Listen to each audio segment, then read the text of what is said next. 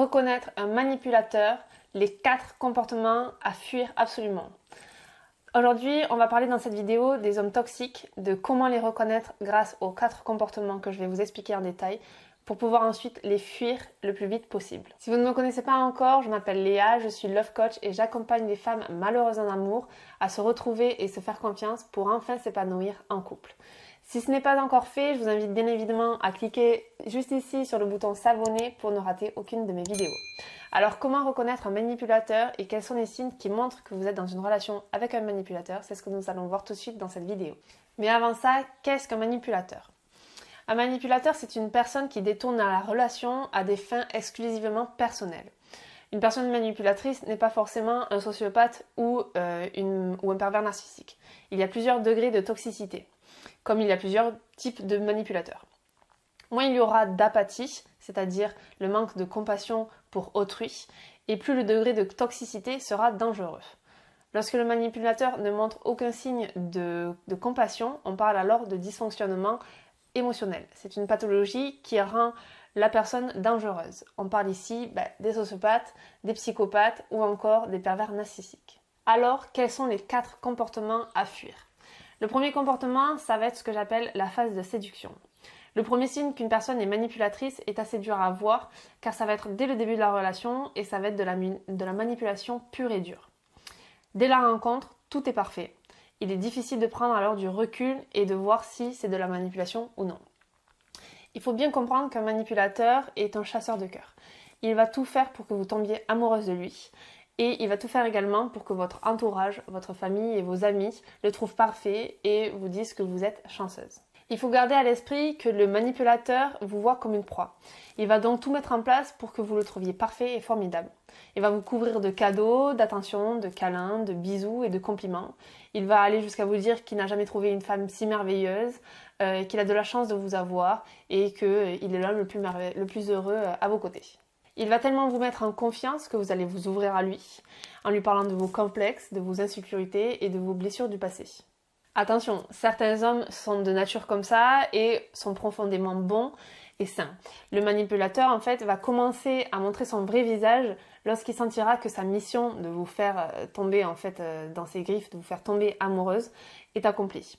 C'est ce qu'on appelle le love bombing. À partir du moment où il va comprendre que vous êtes totalement sous son charme, là, il va commencer à montrer son vrai visage. Et c'est là qu'on va pouvoir voir la différence entre quelqu'un qui est profondément bon, un homme sain, à la différence d'un homme toxique qui vous manipule dès le début de votre rencontre. Cela peut durer des semaines, des mois, voire même des années, d'où le fait d'avoir du mal à se rendre compte si la personne elle a un bon fond ou si au contraire elle est totalement toxique. On arrive alors au deuxième comportement qui va être la désociabilisation. Lorsqu'il vous aura totalement charmé, il va alors commencer insidieusement à vous éloigner de votre entourage, prétextant qu'ils ne sont pas bons pour vous, qu'ils sont toxiques et qu'ils sont toxiques aussi pour votre relation à votre partenaire et à vous. Aveuglé par votre amour, vous allez inconsciemment le croire et commencer petit à petit à vous éloigner de votre entourage, que ce soit famille ou amis. Et une fois que vous serez complètement désociabilisé, que vous serez seul juste avec lui, eh bien, il va mettre fin à son jeu d'acteur et va montrer son vrai visage. On arrive alors au troisième comportement qui est le vrai visage. Il va alors commencer à vous rabaisser, vous dégrader, vous humilier en se servant de tout ce que vous lui avez dit au début de votre relation. Vos complexes, vos insécurités, vos blessures, vos failles, vos souffrances du passé, tout va y passer. Tout va être servi contre vous pour vous rabaisser et prendre le pouvoir sur vous.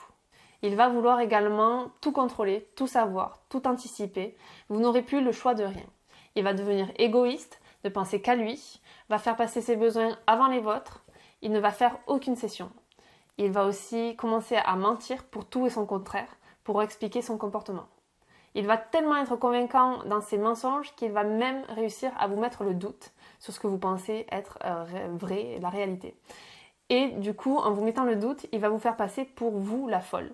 Et lui, l'homme sain, victime de votre folie. Il va vous épuiser de par ses comportements totalement délirants et ses sautes d'humeur. Il ne va jamais reconnaître ses torts et par contre vous demander à vous de vous remettre constamment en question. Il vous accusera même vous d'être responsable de ses malheurs. Et nous arrivons alors au dernier comportement qui va boucler la boucle, que j'appelle « il peut changer ».